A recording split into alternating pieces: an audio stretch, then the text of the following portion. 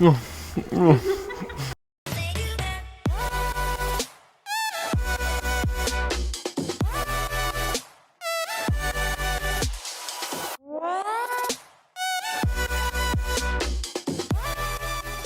og velkommen til en ny video av Helt OK. I dag har jeg med sjefen min igjen, Katarina Solid, Vitamin Vel. Hun har vært her tidligere, lærte seg nesten backflip. Nei!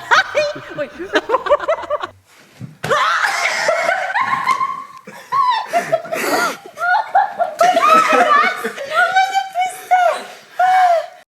Og så i tillegg så har jeg med Georg, som er den nye, det er ikke ny lenger, men du er for sjefen for Bearballs og litt noe. Ja.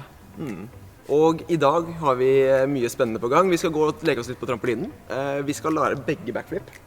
Ordentlig backflip. Ja. Georg har hoppet litt trampoline før, men jeg tror du er ganske gira. Ja. Ganske dårlig, ganske gira. Ganske dårlig og gira. I tillegg så har jeg laget en liten hinderløype som de ikke vet om ennå, som kommer til å bli veldig gøy. Og den kan bli morsom. Okay. Vi starter.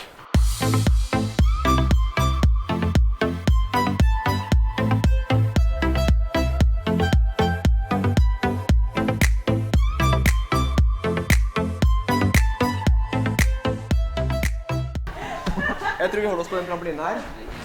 Vi starter helt basic her også. 5 hopp, så høyt man liksom tør, på brystet. Ja. Magen. Høyre, kom igjen. Ok, vi prøver om å ta magen. Ja, men løft hodet litt da. Det er bra. Og så er det fordel å lande flatt da. Ja. Nice. Eller liksom... Jeg var ikke klar, jeg tror jeg var hockey. Ok, nå har jeg en liten utfordring. Nå skal vi hoppe på magen, og så prøve å dytte oss litt med armen, sånn at vi lander på ryggen etter. Oi. Oi. Oi. Skal vi sånn? Ja, nice. Bra.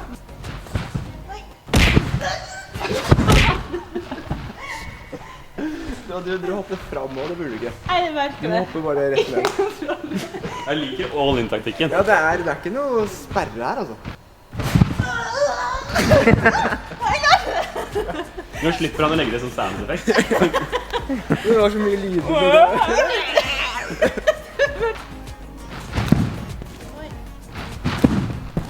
Det er greit, det er full fart. Det er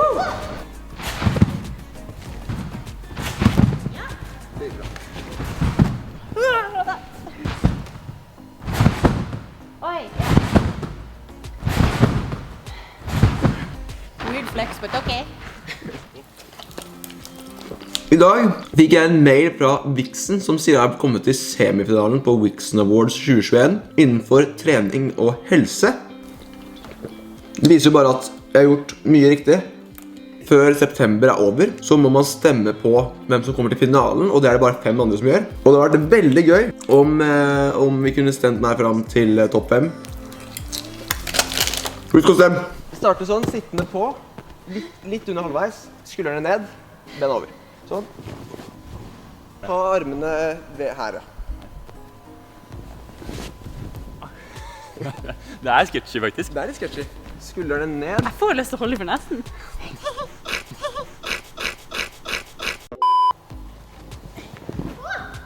Ok, en gang til. Åja. Og så i den, så går det fra den sveien til den krummen litt fortere. Så at den nesten dytter ifra med hofta sånn. Ja, vi må prøve å lande på beina nå, kanskje. Der, ja. For du sa, når du har landet mye på knærne, liksom. Ja, jævlig. Ja, det ser man liksom der da, for knærne var liksom, du holder det der, vi vil ha det der. Men hva skal jeg gjøre? Få føttene fram. Strekke de ut? Ikke strekke de ut, så få de Og under kroppen? Under kroppen, ja. Litt fortere, kanskje. Ja. Det er bra. Men altså det... Ok, så nå skal vi jobbe med første del av baklengssaltoen. Vi skal hoppe sånn, lande på ryggen. Og så på andre så går vi sånn, sånn. Nesten, men fortsatt langt ifra. Veldig bra. Det er bra. Men se der da. Jeg sier at du skal gjøre sånn og trekke sånn, mens du gjør sånn. Åja, faen, treffer jeg den? Ja, du treffer den. Ok, vent, jeg prøver på nytt. Nå må jeg tenke. Med en gang. Ja! Da får du mye mer rotasjon, ser du? Ok, så opp.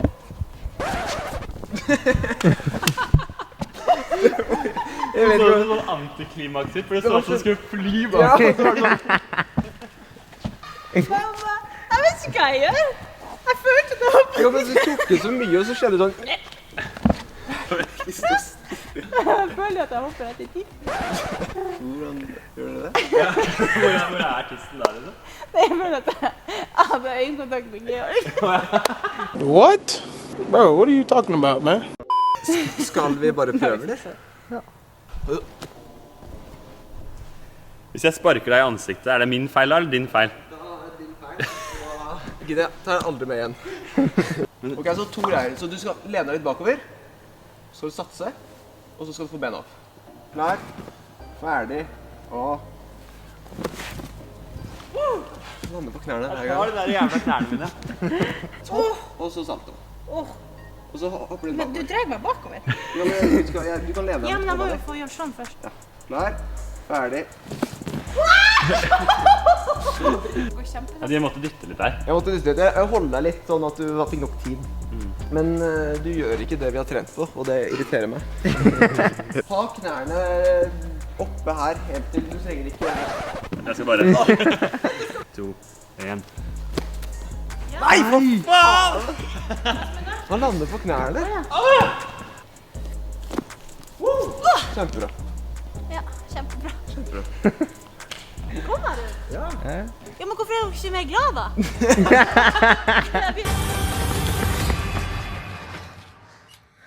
Hva er det? Hæ? Hvorfor? Hva er det?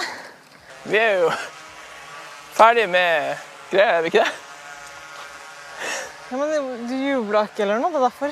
Åja, sånn, nei det. Kjempebra.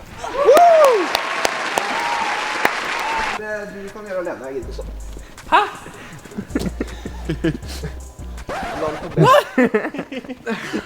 Jeg har den, altså. Ja. Faen! Jeg lander på knærne, ikke på beina. Ja. Knærne mellom hodet. Ja. Nei. Ja. Hodet mellom knærne.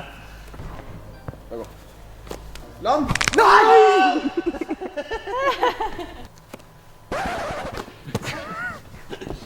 Kom igjen, land på ryggen. Hold på knærne nesten hele tida. Ja! Ja! Det er håp! Nå skal Katarina prøve en gang alene. Ja, jeg må... Og så gjør du en gang til. Ta en liten pause. Og så gjør du det samme en gang til. Ok. Jeg vil at du skal liksom få bena forbi. Ja. Men det er vanskelig tur hvis man har en uvane, så det er ikke lett å fikse det. Og avvinne seg noe man har lært. Kjempevanskelig. Jeg har prøvd så mye, så det er jævlig gøy å få det til. Det er derfor til dere hjemme der, lær dere det ordentlig fra starten av. Og da trenger man som regel en trener, og en god trener.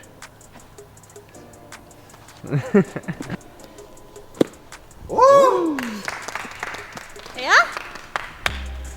Kom igjen. Land på ryggen. Ja! Nå prøver vi en hvor du prøver å lande på bena. For det er bare sånn... Ja! Deilig. Nå kommer det seg. Dagen ender så bra. Fordi den er så bra, og så bare gjør du den ferdig liksom. Ja. Nå er vi der. Nå er vi der. Vil du prøve en på den? Ja, vi prøver. Ja, nå skal... altså, Georg klarer jo baklengs salto. Han bare klarer ikke å lande. Han klarer ikke å stå på beina. En Bambi. Vi har prøvd å avlære han det, da. En hvor du overroterer, bena først, og så ruller du bakover på en måte. Brekker ankelen. Du lander sånn, da. Du må jo flekse tærne. Du lander sånn på... Jeg er jævlig sterk i tærne. Man ser ikke det i Du gropa. lander sånn. Og da kan man tråkke over. Ja. Jeg har forstuet noe tær på det der. Ja, det tror jeg på. Ja! Det var bedre. Det er nesten. Det er nesten. Katarina nekter å se at Georg kommer lenger enn henne, så da skal vi også prøve på Det er urettferdig, da må prøve ikke. Selv om jeg er dårligere. Nei, men jeg klarer det. Hva er det verste som kan skje? Den er jo kjempemjuk. Jo, men Jeg den tror er på ikke hodet så knekker. myk. Nei, jeg skal jo dit. Spørre en tuner om hva er det verste som kan skje. Jeg tenker, det er ganske mye. Det går bra. Skal jeg ikke hjelpe? Nei. Det kan bli bra TV. Kan jeg filme det på ditt kamera da? Ja. Så har du noe å snakke om i podcasten neste uke når du har sånn krage, som hvorfor du går med krage. Jeg avskriver meg alt ansvar nå. Jeg tror du klarer det. Ja. Georg får prøve alene. Ok. Så hopp bak da. Ja, hysj. Jo, men det var rundt. Det var bra. Ja! Jeg må bare... Jeg forklarer Kalle hvorfor du måtte gjøre det på kanten der. Hun nekta å gjøre det i midten her, for hun var redd for å få trynet sitt på sminken. Det var jo veldig... Men jeg landet faktisk på håret, så hadde jo hatt beskyttelse. Men det var bra. Var det bra?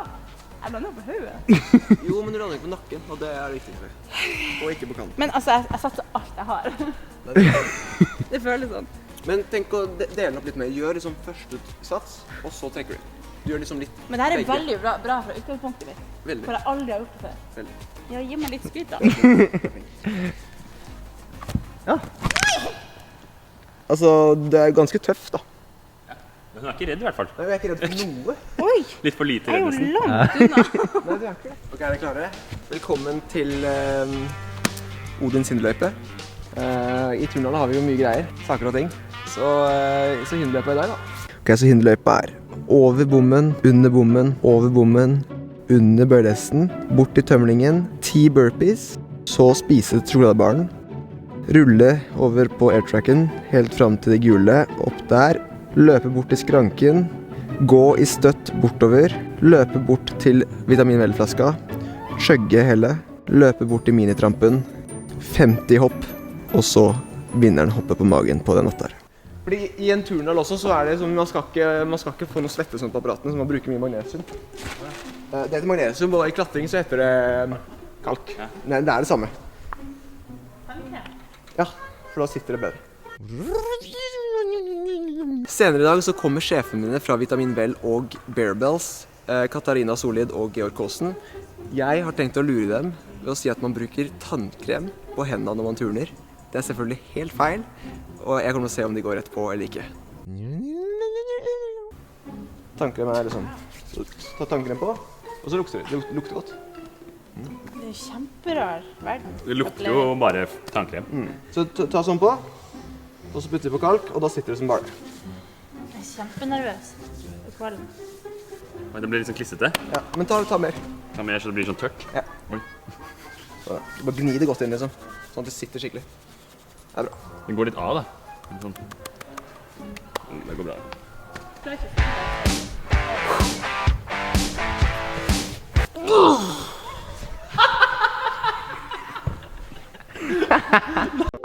Klar, ferdig, gå!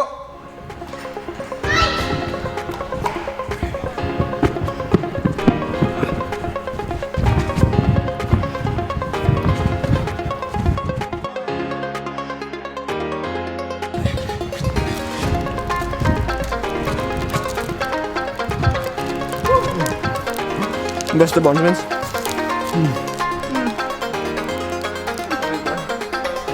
Two hours later.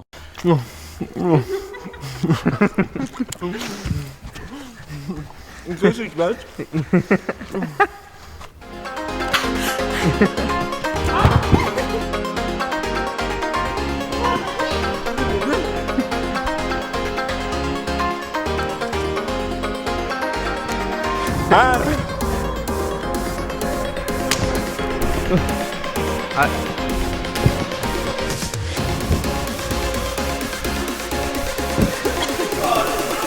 Svarte feil.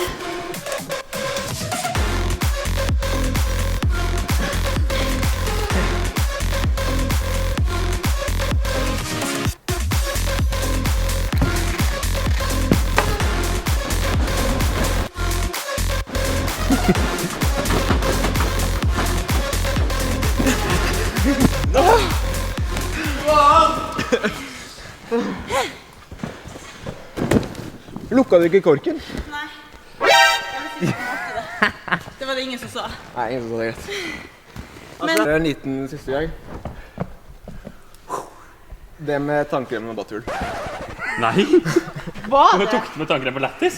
For det funka ikke i det hele tatt. Det funker ikke det Har hele. du ødelagt hele salen her, da? Jeg hadde ikke, altså jeg bare tok det med og tenkte sånn, det kan være lettest å lure dem. Det funker ikke det hele tatt. Det er det jeg fant ut da. Jeg fant ut med dere. Sånn, ok, det funker i hvert fall ikke. Så Men det det var jo... funker jævlig. Men nå er det jo tannkram på hele den der. Jeg vil gå og vaske det. Ok. Dere har vært flinke i dag. Både flinke til å spise og chugge. Nå skal vi sjekke hvor gode dere er i håndstående. Dette er den håndståendetavla mi med alle gjestene. Så å si alle gjestene som har vært med. Ok, mitt mål er å slå Atle Pettersen. Målet Er mitt, du oppi der? Oi! Jeg tror jeg skal greie det. 45 sekunder. Ja, det går. Målet mitt er å slå Rasmus. Rasmus. Ja. Jeg tror det er ganske bra hvis du Siste mot ikke klarer det. stjernen. Hæ? Fordi det var så opp og ned. Ja, men det er der vi er. Flaksen er litt høy, så det tar litt tid.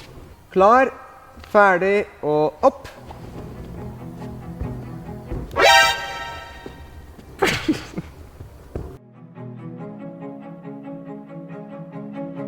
Kom an, bare jobb. Krig nå, kom igjen. 25. 25,6. Det er dårlig. Det er var ikke mye det. bedre. Men altså, 45 sekunder, vet du hvor lenge det er? Ja, det hadde jeg 30 før, så jeg trodde jeg skulle presse meg litt ekstra nå. Og så klarte jeg ikke, jeg trykket på stopp og start. Så Det blir en 2 sekunder. Så du slår Du hadde Rasmus. 2 noe. Vi må se det på kamera, fordi jeg bommet på knappen. Det gikk så fort. Ja, men jeg sa jo det. Men vi sier high five for å slå Rasmus. Og så tusen takk for at dere så på. Ta gjerne og lik og subscribe, og så ser vi i neste.